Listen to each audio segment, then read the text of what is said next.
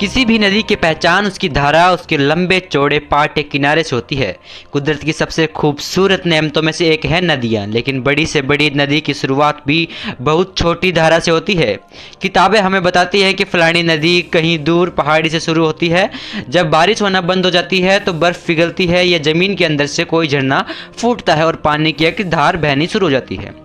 तो नमस्कार साथियों, मेरा नाम है रुपेंद्र सिंह और आज की इस वीडियो में हम जानने वाले हैं एक ऐसी नदी के बारे में जिसे दुनिया की दूसरी सबसे बड़ी नदी कहते हैं और इस नदी की लंबाई 6400 किलोमीटर से ज़्यादा है और यह नदी 9 देशों में बहती है और इस नदी पर पुल अभी तक नहीं बनाया गया है।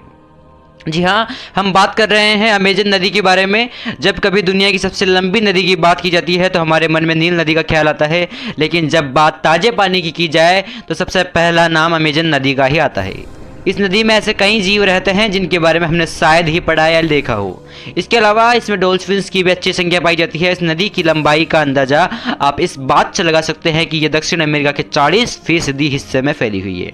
यह नदी Bolivia, Brazil, Peru, Colombia, Ecuador, Venezuela, French Guiana और सूरीनाम आदि जैसे देशों से होकर गुजरती है। लेकिन इस नदी को लेकर सबसे हैरान कर देने वाली बात यह है कि इसके ऊपर आज तक पुल नहीं बनाया जा सका है। तो आज हम जानने वाले हैं कि इस पर पुल क्यों नहीं बनाया गया है। इस सवाल का जवाब Swiss federal institute of technology के स्ट्रक्चरल इंजीनियरिंग के चेयरपर्सन वॉल्टर कोफमान ने लाइव साइंस को इंटरव्यू देते हुए बताया कि जहां से नदी शुरू होती है और जहां तक यह नदी बहती है उन रास्तों से यह गुजरती है वहां पुल की जरूरत ही नहीं है। ऐसा क्योंकि जिन जगहों से नदी गुजरती है वहां की जनसंख्या बहुत कम है या न के बराबर है। इसके अलावा और भी इन शहरों में रहने वाले लोगों को आर पार जाने के लिए पुल की जरूरत ही नहीं है। वॉल्टर कोफमान ने बताया कि इस नदी के किनारे की मिट्टी काफ़ी ज़्यादा नरम है, इसलिए अगर यहाँ पुल बनाया जाए तो यह अच्छा खासा खर्च आएगा।